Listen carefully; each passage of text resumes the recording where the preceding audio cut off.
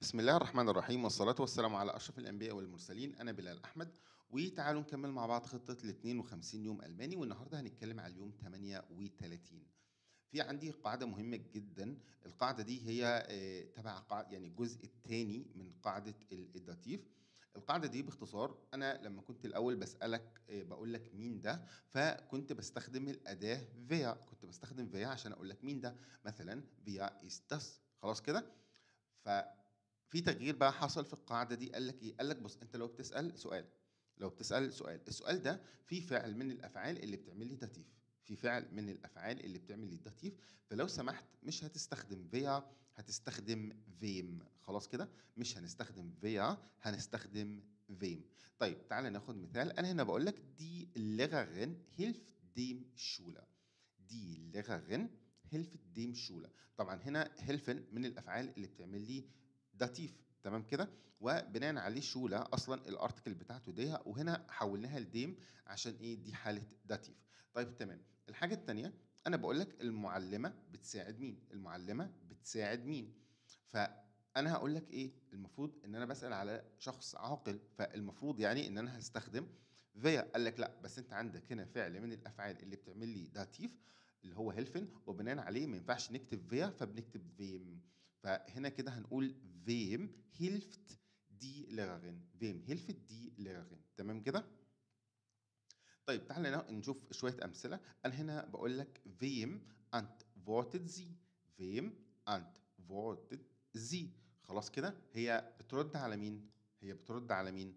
خلاص كده. فهنا برضو المفروض ان احنا نكتب فيا، ولكن عندي فعل انتفورتن اللي هو فعل بيعمل لي داتيف، وبناء عليه هنا بنكتب فيم. طيب هنا زي انت فورتت ايرم فات، زي انت فورتت ايرم فات، هي بترد على مين؟ على والدها. طيب هنا المفروض نكتب ايه؟ ايه؟ ليه قلنا ايرم؟ ايرم فاتا، تمام، لان هنا حاله داتيف، وهنا ده ضمير ملكيه فبنضيف له اي ام. طيب هنا wem gehört das Buch؟ wem gehört das Buch؟ هو الكتاب ده يخص مين؟ بتاع مين؟ برضه فعل gehören من الافعال اللي بتعمل لي داتيف، وبناء عليه ما ينفعش ان احنا نكتب فيا وكتبنا wem. طب هنا es gehört mir، es gehört mir.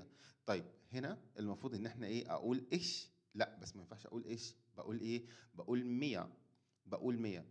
تمام كده. ليه؟ عشان عندي فعل من الافعال اللي بتعمل لي داتيف. هنا wem gratulierst du؟ انت بتهنئ مين؟ نفس الكلام، ده فعل من الافعال اللي بتعمل داتيف فكتبنا wem. ich gratuliere dem Sieger. خلاص كده، انا بهنئ الفايز. طيب هنا ليه كتبنا ديم؟ عشان ديا زيجا شخص مذكر، والارتكل بتاعه ديا، خلاص كده، فاتحولت لديم عشان عندي فعل من الافعال اللي بتعمل داتيف. طيب هنا فيم هيلفت ديامان، مين اللي بيساعد؟ مين بيساعد الراجل؟ خلاص كده. فهنا عندي فعل من الافعال اللي بتعمل داتيف، فهنا كتبنا فيم بدل ايه؟ بدل فيا. يا هيلفت احمد. طب احمد هنا ليه ما حصلش فيها اي تغيير؟ لان احمد ده اسم علم، مالوش ارتكل، مالوش اي حاجه، فبنسيبه زي ما هو. الجزء الثاني النهارده، ازاي ان انت توصف الحي اللي انت قاعد فيه. ازاي انك توصف الحي اللي انت قاعد فيه. خلاص كده. السؤال اللي ممكن يجي لك في الحته دي هقول لك was gefällt dir was gefällt dir an deiner Nachbarschaft؟ was gefällt dir an deiner Nachbarschaft؟ خلاص كده، ايه اللي عاجبك في الحي بتاعك، او ايه مميزات الحي بتاعك؟ طيب انت طبعا هنا مش لازم تقول الكلام ده كله، انت هنا مش لازم تقول الكلام ده كله. انت لو قلت لي كلمه واحده بس كده، خلاص اجابتك صح، تمام كده. يعني انت مثلا ممكن تقول لي كايرو ist ganz normal und das finde ich super so. كايرو ist ganz normal und das finde ich super so. والله انا شايف ان القاهره حي عادي جدا، ودي حاجه كويسه بالنسبه لي. تمام. Die Straße, die Bäume und die Nachbarn gefallen mir. خلاص، انا بيعجبني الشارع اللي انا قاعد فيه، الاشجار والجيران. آه، الحاجات دي كلها بالنسبه لي مميزات وعجباني. انت مش عايز تقولي الكلام اللي انا قلته ده، ما تقولوش. قول لي ايه الحاجه اللي عجباك في المكان اللي انت قاعد فيه، تمام كده. ممكن ما تقولش الكلام ده خالص، ممكن تقول لي مثلا كايرو ist ganz normal und das finde ich super. خلاص، القاهرة حي عادي تماما، ودي حاجة كويسة. اس gefällt mir sehr، هي مكان عاجبني جدا. خلاص كده. Hier leben Alte und Junge zusammen. هنا ممكن يعيش الشباب والكبار مع بعض. Arbeiter und Studenten. العمال والطلبة. Der Stadtteil gehört uns allen und hier finden wir auch alles. يعني هنا المكان ده ملك للجميع، وهنا بنلاقي كل حاجة. Es gibt Läden, Werkstätten und viele Restaurants. هنا بنلاقي المحلات، الورش ومطاعم كتير.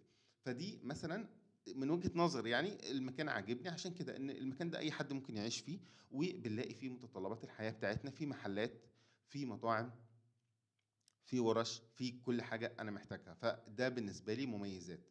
تمام كده. انت اكتب الحاجة اللي انت شايف ان هي مناسبة حتى لو هتكتب كلمة واحدة بس. طيب ايه العيوب بقى والسلبيات في المكان اللي انت قاعد فيه؟ Was gefällt dir an deiner Nachbarschaft nicht؟ هنا في كلمة nicht، وبدل كلمة nicht جت هتنفي كل اللي وراها. خلاص. Was gefällt dir an deiner Nachbarschaft nicht؟ خلاص كده. ايه العيوب والسلبيات اللي في المكان اللي انت فيه، او ايه الحاجة اللي مش عاجباك؟ خلاص كده. فانت ممكن تقول لي مثلا والله alles ist gut. خلاص كل حاجة كويسة. aber noch nicht das Beste. ولكن ده مش أفضل حاجة بالنسبة لي. خلاص. aber noch nicht das Beste. ولكن ده مش أفضل حاجة. خلاص.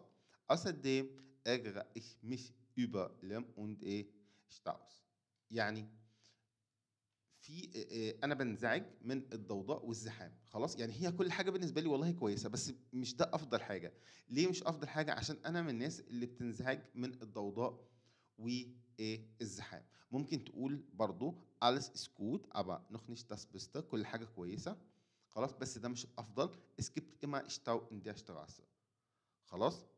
يعني إيه؟ يعني كل حاجة كويسة بس مش ده أفضل حاجة، لأن دايما في زحمة في الشارع أو في إزعاج. خلاص. فأنت زي ما قلت لك جاوب بالطريقة اللي تعجبك. المهم إن أنت توصلني إجابة حتى لو هتجاوب بكلمة واحدة. هنا مثلا بقول لك was sehen Sie aus Ihrem Fenster؟ انت بتشوف ايه من الشباك عندك؟ mögen Sie den Blick؟ يعني المنظر ده كويس بالنسبه لك. ist der Blick schön؟ المنظر ده جميل يعني. فانت كل المطلوب منك هنا ان انت هتقول لي ايه الحاجه اللي انت لما بتبص من الشباك او من البلكونه بتشوفها، والمنظر ده عاجبك ولا مش عاجبك. ممكن تقول ich sehe eine Straße، انا بشوف الشارع. ich mag den Blick nicht so gern، والمنظر ده يعني مش عاجبني قوي. خلاص. طيب was siehst du؟ انت بقى بتشوف ايه؟ ich sehe eine Moschee, einen Laden, viele Geschäfte, viele Häuser, einen Kiosk. خلاص. انا بشوف مساجد. خلاص. بشوف متاجر، محلات. خلاص كده. بشوف بيوت كتير. فانت بقى المنظر ده بالنسبه لك ايه؟ دي بلك ist schön، يعني المنظر ده والله كويس. sehr schön جميل جدا. nicht schön لا مش كويس. خلاص. ممكن تقول برضو ich sehe viele Cafés، يعني في قهاوي كتير. es ist laut، يعني الموضوع بقى مزعج. aber der Blick ist schön، ولكن المنظر ده عاجبني. فزي ما قلت لك دي محادثة، فجاوب بالطريقة اللي تعجبك حتى لو هتقول لي كلمة واحدة. طيب هنا بقول لك beschreiben Sie Ihr Viertel، اوصف لي الحي بتاعك. بص بقى وصف الحي بتاعك هتجيب لي كلام من هنا على كلام من هنا على كلام من هنا، وتوصف بقى ايه الحي بتاعك، مميزاته وعيوبه، وايه اللي انت بتشوفه من الشباك عندك او ايه اللي انت بتشوفه من البلكونه. طيب تعالى نروح للجزء القراءة والاستماع، وزي ما اتفقنا كل مرة بنقول الكلام ده ان الجزء ده هو اهم جزء في المحاضرة. تعالى يا شباب بقى نسمع الريكورد ده. In Giesing wohnt das Leben. Aufgabe 1b. 1. Ich wohne auf dem Land, in Hallberg-Moos. Den Ort kennen Sie sicher nicht. Es ist ein Dorf in der Nähe von München. Direkt neben dem Flughafen.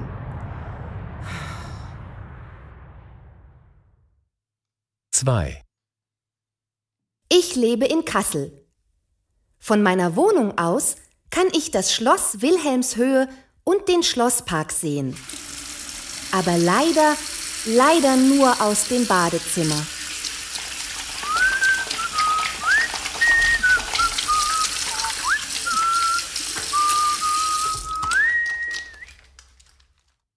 Drei. Ich wohne in Halle. Mein Apartment ist genau in der Stadtmitte.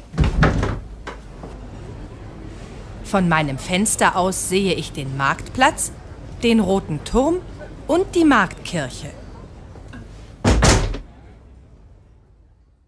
4. Ich wohne in Kiel an der Ostsee. Der Blick aus meinem Fenster ist super, finden Sie nicht? Von hier aus kann ich den Hafen und die Schiffe sehen. 5. Ich wohne in Hatzenbühl. Das ist ein Ort in der Pfalz. Zum Rhein sind es von hier nur ein paar Kilometer. Aber den Fluss kann ich leider nicht sehen, nur unser Rathaus. 6. Ich wohne zurzeit in Zürich.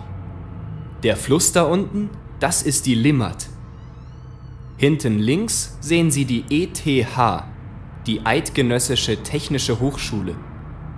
Und in der Mitte, hinter der Kirche, das ist die Universität. Dort studiere ich. تمام يا شباب، كده احنا سمعنا الريكورد ده. اتمنى تكونوا استفدتم من المحاضره دي. شكرا لكم، السلام عليكم ورحمه الله وبركاته.